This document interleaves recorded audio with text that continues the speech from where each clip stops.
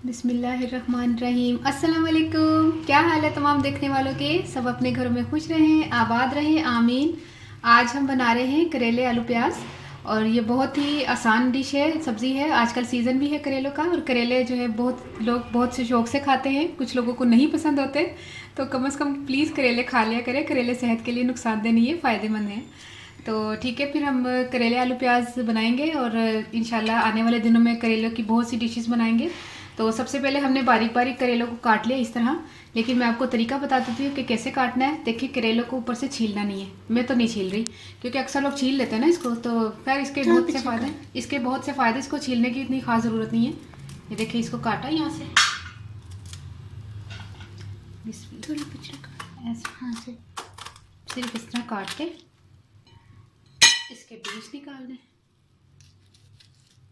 और इसके बीज भी जो है ना बहुत फ़ायदेमंद है। उसमें बहुत शौक से खाती बीज की सब्ज़ी है। इंशाल्लाह मैं तो इसको कह रही थी बनाओ, बीज वाली सब्ज़ी भी बनाऊंगी। केरी फेंक दूंगी।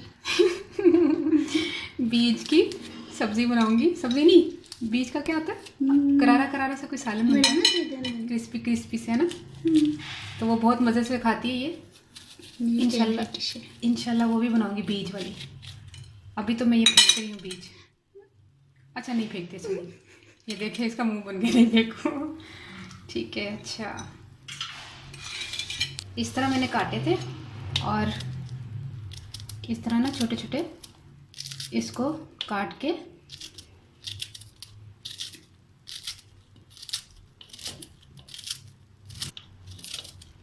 अच्छा ये हो गया कंप्लीट।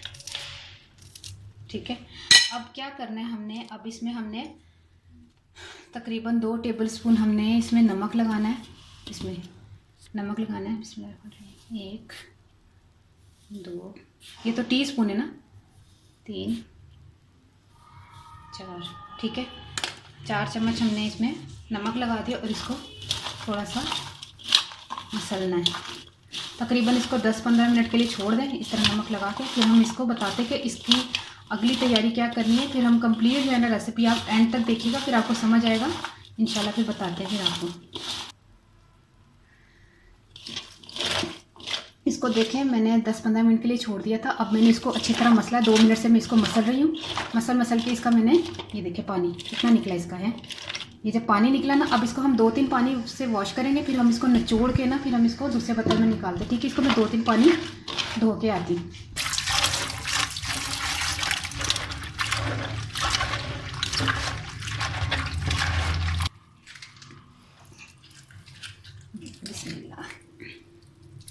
अच्छी तरह इसको निचोड़ लें।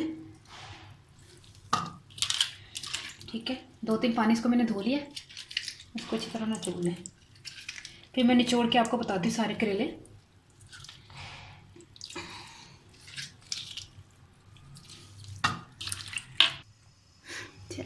बिस्मिल्लाहिर्रहमानिर्रहीम। 1 कप हम ऑयल इस्तेमाल करेंगे और इसमें हम करेले जो है ना वो फ्राई करेंगे। गर्म हो जाए ना फिर डालते हैं। ये मैंने डाल के चेक किया है कि कितना गर्म हुआ है, तो हमें इतना ही गर्म चाहिए। बिस्मिल्लाह। इसको हम फ्राई करते हैं करेलों को।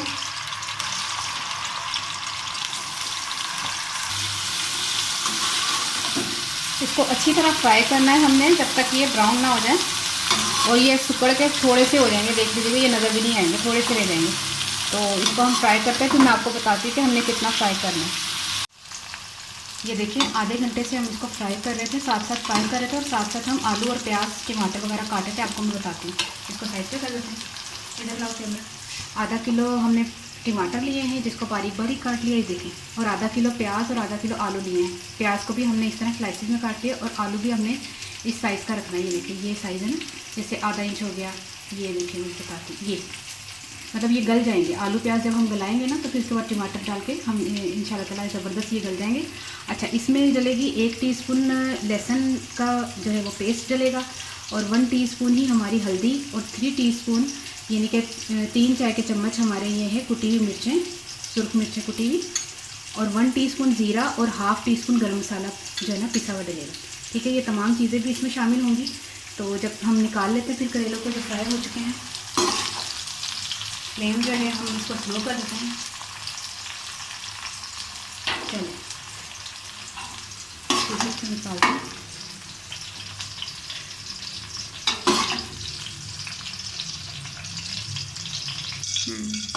ये देखें तमाम मैंने करेले लाल करके निकाल लिए हैं।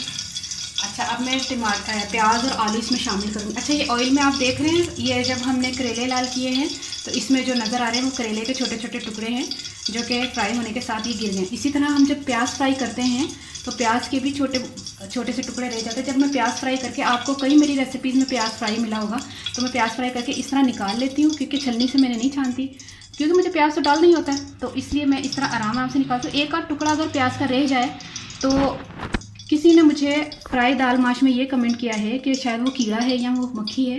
तो भाई वो लाल किया हुआ प्याज है, आप ध्यान से देख लिया करें। इस चीज़ का हम खुद ख्याल करते हैं सफाई का, सफाई तो निस्फ ईमान है, तो हम इस चीज़ का बहुत ख्याल करते हैं कि सफाई से हर चीज़ बने। बिस्मिल्लाह। तो ये कमेंट जो है ना आपने किया तो मुझे बुरा लगा था ये कमेंट कि इस तरह कैसे खा सकते हैं, मक्खी और कीड़ा पड़ा हुआ हम खा रहे हैं। वो प्याज का टुकड़ा था लाल किया हुआ। अच्छा अब हम ये जो है फ्राई कर रहे हैं इसको, अब इसको भी हम फ्राई करके ना फिर आपको बताते हैं कितना किया। ये आधा घंटा किया है प्याज करेलों को, इसको देखते हैं कितनी देर करते हैं।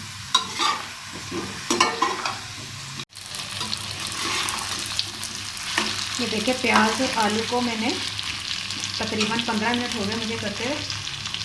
तो अब इस टाइम पर हमने इसमें तमाम चीज़ें, लहसुन भी डालना है, ठीक है, लहसुन और मिर्चें। अच्छा नमक मैं इसलिए शामिल नहीं करी, नमक को हमने करेलों में लगा लिया था ना, वही करेलों का नमक जो है इसी में शामिल हो जाएगा, तो हमें नमक की ज़रूरत नहीं है। और इसमें आप टमाटर शामिल करते हैं।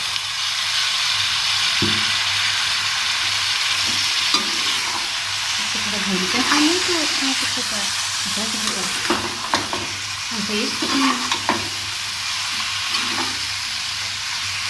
ये मैं पीछे हूँ बल्कि एक काम कर लें। अच्छा ये मिक्सिंग हो रही है ना, और यही मिक्सिंग जो है ना हमें करेला करेले भी साथ ही शामिल, करेले ठीक है, करेले भी शामिल कर दी हमने। अब ये हो रही है मिक्सिंग, ठीक है, इसकी मिक्सिंग करके तकरीबन 1 मिनट हम इसको मिक्स करेंगे, फिर इसको दम देंगे तकरीबन 5 से 6 मिनट तक हम इसका दम लगा के फिर ये तैयार है। ये देखिए हमने इसको तमाम करेले और आलू प्याज को मिक्स कर 1 मिनट हमने मिक्सिंग किया है। अब हम इसको दम लगाएंगे 5 से 7 मिनट हम कर लेते हैं, दम लगा देते हैं ताकि आलू जो है ना वो गल जाए, ठीक है। फ्लेम जो है आपने स्लो कर लेना है, ठीक है, स्लो पे ना आपने दम रख देना इसको, फिर दम के बाद मैं आपको बताती हूँ। ये देखें दम हो गए, 5 से 6 मिनट हमने दम दिया, चूल्हा बंद कर दें। अब हम इसको नन्ही मुन्नी सी कढ़ाई में डाल के नजर आ रही कुछ नहीं, मेरी शक्ल नजर आ रही अच्छा इसमें हम डाल के आपको कढ़ाई में बताते हैं। बिस्मिल्लाह। जल्दी पाले हैं। ये देखिए तैयार हो गए करेले आलू प्याज, ठीक है। अब बहुत इजी है, आप बना के ट्राई कीजिएगा, फिर मुझे ज़रूर कमेंट कीजिएगा कि आपको कैसे लगी ये रेसिपी।